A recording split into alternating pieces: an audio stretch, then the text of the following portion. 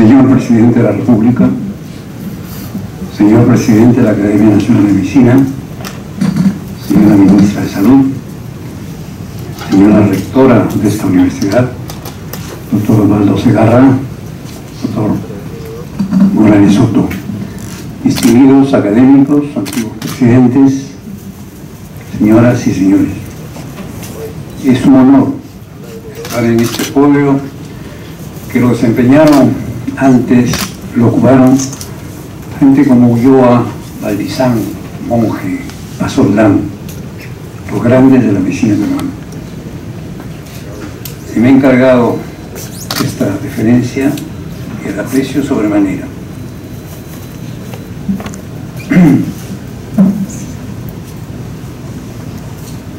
Voy a ocuparme del tema que ya el doctor Busalledo de lectura: trascendencia de la reapertura de la Facultad de Medicina en el año 34. Este es un tema poco tratado e importante para el devenir de la educación médica posterior. A manera de introducción, recordar que el gobierno de Sánchez cerró en 1931 la Universidad de San Marcos y así cerró la única facultad de medicina de Perú. La inmediata consecuencia fue la salida de numerosos estudiantes a Chile, Bolivia y Ecuador, y en menor número a Francia y España. Varios no pudieron reanudar estudios, en particular los provincianos. Algunos de ellos ejercían años después, sin título, pero beneficiando a la población. Poco se ha estudiado la reapertura de San Fernando, que precedió a las otras facultades.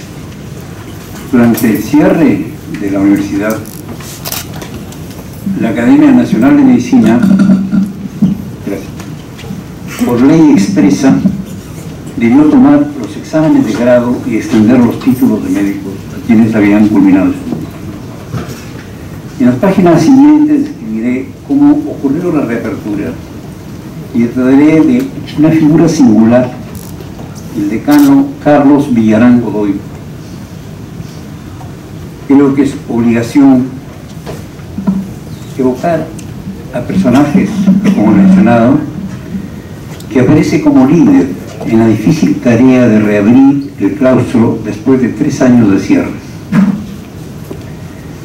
La información ha sido extraída de los archivos de la universidad. Paso a la elección del decano y trataré a vuela pluma de algunas cosas. El decano fue elegido después de varias votaciones y su gestión fue brillante. Empezó por convocar un examen de admisión cuyo jurado lo presidió don Emilio Delgado y lo integraron profesores de la Facultad de Ciencias, Weber-Bauer y Cárcamo. Villarán, el decano, introdujo reformas muy importantes e incorporó a jóvenes profesores, a Hurtado en fisiopatología, a Guzmán Barrón en bioquímica. Creó la cátedra de farmacología, que luego la asignó a Gutiérrez Noriega. Dividió neuropsiquiatría e incorporó al recién retornado neurólogo, doctor Oscar Treyes. Importante logro fue la contratación en Europa como profesor de la Facultad de Medicina del doctor Máxime Kuczynski, valioso médico que inició la medicina social en el Perú y de cuya obra trataré más adelante. Apenas elegido decano, Villarán expresó la necesidad de preparar la reorganización de los estudios médicos y así fusionó cátedras en departamentos, adelantándose en muchos años a esta gestión. Cambió la denominación de la facultad a Facultad de Ciencias Médicas, pues incluía las de odontología y farmacia. Fueron muy rigurosos los exámenes y por tanto ingresó solo 1/3 de los postulantes. Estos conformaban 3 grupos: los que procedían de la Universidad de San Marcos, otros que cursaron las premédicas en Arequipa, Cusco y Trujillo, y un numeroso grupo que había estudiado durante el receso en Chile, Ecuador y Bolivia. A todos se les exigió los requisitos. El total de postulantes admitidos en 5 años llegó a 378, con un promedio anual de 50 matriculados. El presidente del jurado, don Honorio Delgado, remitió cartas al decano criticando la modesta preparación de los postulantes. Esta era la exigencia de entonces. La revisión de los expedientes de admisión es interesante. Se ve la exigencia del examen, pues varios no lograron ingreso pese a haber postulado 2 y 3 veces. ¿Puede hablarse de una generación de la reapertura de la facultad para estos jóvenes admitidos? Creo que no. Como dije al inicio, ese total estuvo conformado por jóvenes de diferente procedencia, Lima, provincias y del extranjero. Y en lo social, por jóvenes de clase media en mayoría, unos pocos pudientes que viajaron al extranjero al cierre de San Marcos y varios becados por ser pobres. Notable hecho de esta reapertura de la Facultad de Medicina fue la creación de la Escuela de Médicos Sanitarios, otro asunto muy poco tratado y que fue crítico. Fue iniciativa de Villarán y contó con la dirección de Guillermo Almenara, epónimo ahora del Hospital de la Seguridad Social. La escuela funcionó hasta 1940 y sus profesores fueron muchos de la facultad, pero también ingenieros, sanitarios, químicos, demógrafos, estadísticos. La recién creada Caja Nacional del Seguro Social concedió becas. El director gerente de esta caja era el abogado Edgardo Rebagliati, epónimo del actual Hospital de Salud, de quienes muchos creen que fue médico, ¿no? Fue un abogado experto en seguridad social e iniciador de INEM. Fue director de esta Escuela de Médicos Sanitarios el doctor Telemaco Battistini. El médico e historiador y miembro de esta academia, doctor Carlos Bustillo Romaní, ha descrito el conflictivo escenario universitario entre los años 30 y 60, transcribiendo su clara definición. En junio del 34 se expidió el Estatuto Universitario, que vino a ampliar para toda la universidad la reapertura de los estudios, autorizada el año anterior solo para la Facultad de Medicina. Los más mínimos detalles de la vida universitaria, incluidos los planes de estudio, estaban fijados en la ley. El nuevo estatuto eliminó toda participación estudiantil en el gobierno de la universidad, aunque mantuvo su autonomía pedagógica, administrativa y económica. El mismo Bustillo describe luego cómo emerge en ese año una nueva generación docente orientada a la excelencia académica, apreciando una renovación casi total de los catedráticos principales y destacando los nombres de Monge, Hurtado, Delgado, Treyes, Soto y Valls, a los que habría que agregar luego a Gutiérrez Noriega, García Rosell y Cuchillo. Sin embargo, el autor no comenta el importante papel desempeñado por el decano Villarán, cuyos méritos ya he reseñado. ¿Quién fue el doctor Carlos Villarán? No lo menciona Basadre, como sí lo hace con otros profesores de la época. Tampoco lo hacen los médicos que han escrito sobre historia de la medicina. Por ello, mi interés por esta personalidad fue creciendo. Yo he tenido opiniones elogiosas sobre este cirujano de médicos como Arias Estela y Wittenbury, quienes lo trataron. Villarán mantuvo correspondencia en el extranjero con Guzmán Marrón, profesor de la Universidad de Chicago, con su maestro en Italia, el insigne traumatólogo Putti, quien ofrecía becas para peruanos se adiestraran a su lado. El doctor Villarán fue cirujano del ejército. Ello facilitó sin duda su relación con el presidente de la República, general Benavides. Tenía relación con los ministros de Salud, Almenara y Carballo, que habían sido sus colaboradores en la facultad y posteriormente llegaron a ser titulares de la recién creada cartera de salud. Sus biógrafos han descrito su académico ancestro familiar, hijo del rector, hermano del rector, y él mismo llegó a rector de San Marcos. su adiestramiento en el extranjero, su pericia quirúrgica, y antes ya presenté su elección como decano. Fueron 5 años críticos los de este extraordinario profesor. Su tarea, iniciada en los años 20, se interrumpió por deportación en la acción política. Fue deportado por Leguía, junto con su hermano, el ilustre abogado y político Manuel Vicente Villarán. La Facultad de Medicina gestionó su libertad y la obtuvo la primera vez, mas no logró sacarlo de la prisión, del exilio la segunda. No he podido establecer dónde pasó Villarán ese quinquenio en el exilio, pero en mayo del 30 se reincorporó a la Facultad de Medicina e intervino con acierto en los debates y ganó la mayoría de las votaciones en el Consejo de la Facultad. Luego se retira con una carta que hay que estar enterado de lo que pasaba para comprenderla. Dice, comillas, de la protesta altiva que tuvo en el Consejo Universitario en representación de la Facultad por los sangrientos sucesos producidos en la universidad que culminaron con la muerte del estudiante señor Calle. Sin embargo, el Consejo Universitario fue blando y no sancionó como él había propuesto este homicidio. Por ello expresa su deseo de mantenerse enteramente alejado del proceso electoral. Villarán había actuado con firmeza y desinterés en un momento difícil. Sin duda ello lo llevó al decanato 2 años y medio después. Hay correspondencia de este extraordinario decano con jóvenes profesores que revela su interés, su decisión de apoyar los logros. Pedían licencias, las concedía, pedían recursos, los otorgaba. Varios fueron los favorecidos y así la facultad se fue fortaleciendo.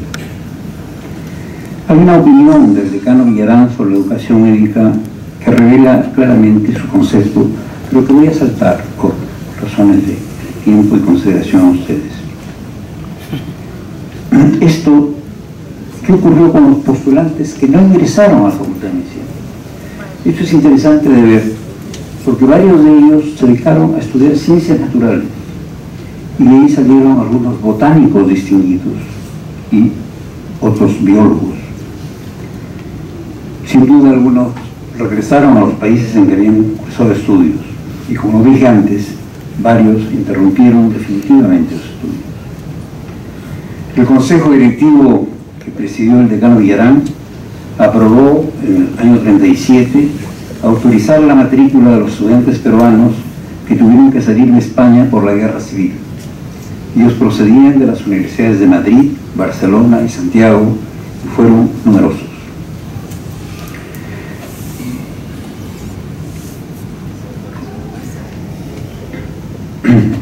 A continuación, señor presidente, trataré de la incorporación al claustro de la Facultad de Medicina del doctor Máxime Kuczynski-Godard, ilustre padre del señor presidente de la República y destacado médico que llegó al Perú para innovar la educación en varios aspectos.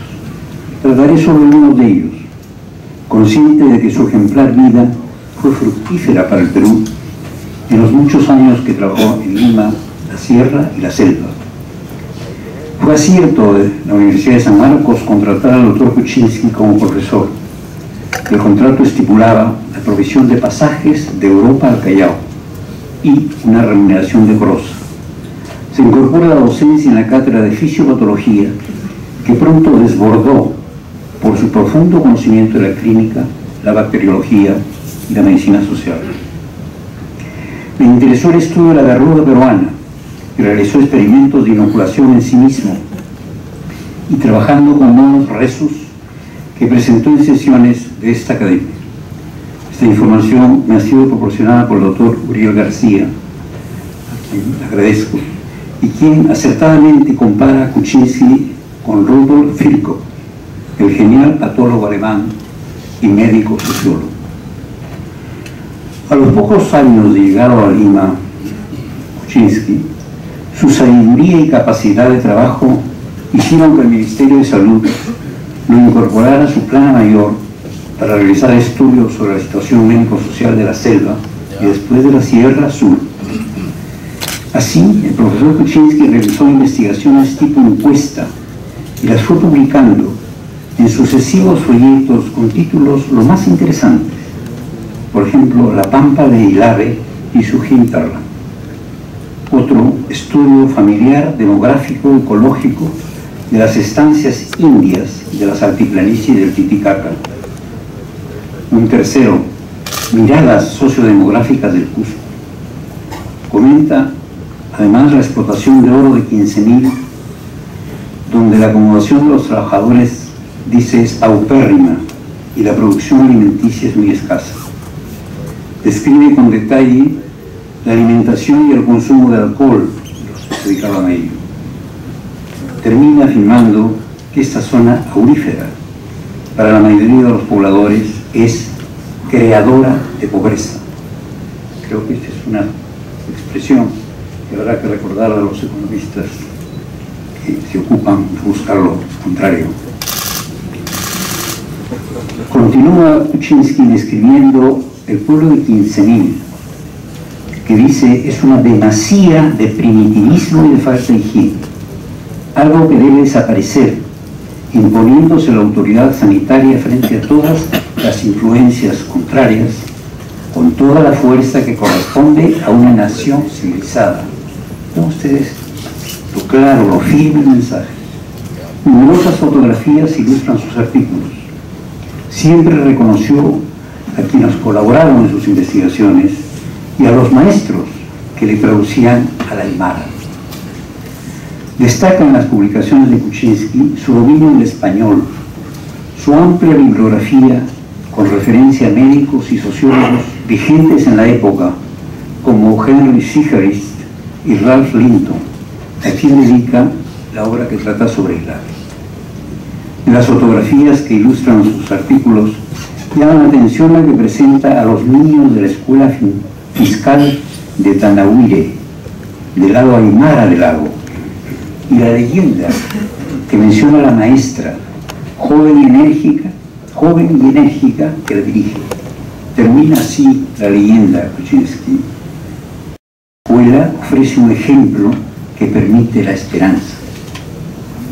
Mucho más podría decir de la labor admirable que en Perú realizó Máximo Kuczynski, con quien tenemos deuda difícil de pagar. Señor Presidente de la Academia de Medicina, he cumplido con el tema elegido al discurso de orden en este 128 aniversario de nuestra Academia, que por ley de creación debe asesorar a los poderes públicos en asuntos de su competencia. Con este derecho, dedicaré el final del discurso a describir brevemente la crisis actual de la educación médica en Perú.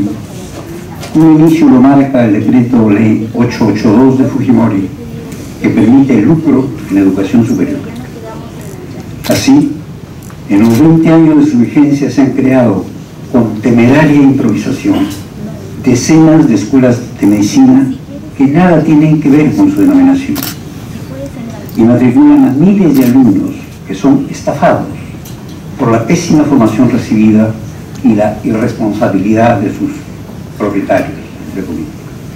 Esta situación, señor Presidente, no puede continuar y debe ser corregida rápida y enérgicamente, pues está en riesgo la salud y vida de los niños, parturientos y ancianas que son atendidos por tales graduados. Hay evidencias recientes logradas por el Ministerio de Salud que revelan la incompetencia de estos médicos y el riesgo que ellos suponen. La señora Ministra de Salud ha conformado una comisión de alto nivel que ya presentó su primer informe. Falta ahora que el Ministerio de Educación, a través de la SUNEDU, inicie su tarea, que tiene más de 2 años, con escasos frutos. Creo que es un nítido contraste el que se ve la reapertura de la Facultad de Medicina en 34 y la penosa situación actual, y ello no puede continuar. Se requerirá decisión política y coraje para enfrentar los reclamos de algunas decenas de propietarios de las escuelas. Pero esas virtudes creo que las tiene usted, señor presidente, y cuenta con el apoyo de esta centenaria institución que siempre se alineó con la calidad y exigencia de la educación médica en nuestra patria. Gracias.